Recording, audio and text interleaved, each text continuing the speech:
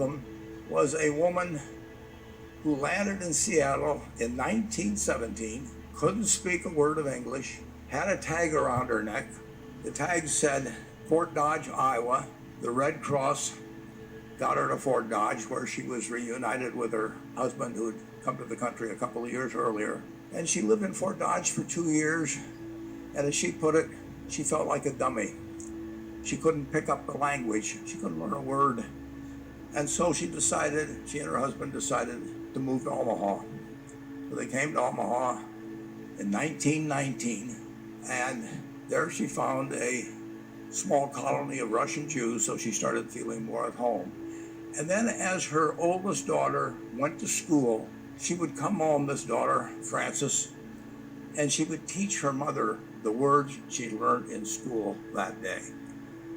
And this woman, Rose Blumpkin, spent 20 years saving money, bringing first her siblings over, her mother and father, $50 at a time. She sold used clothing to do it. She had 4 children during this period, and by 1937, after 20 years, she'd saved $2,500. She went to Chicago, and she bought what she could of furniture. Her dream had always been to open a furniture store.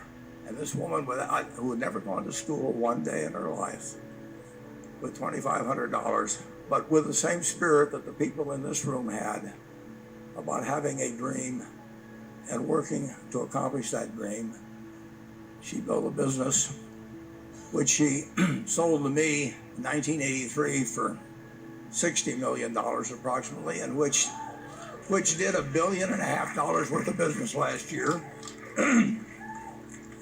The 4th generation is working in that business. This woman, Rose Blumpkin, she worked for me until she was 103.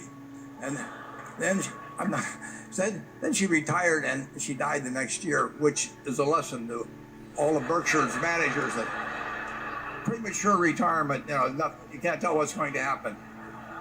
But Mrs. B, with her $2,500, one further fact about her, she could not read or write.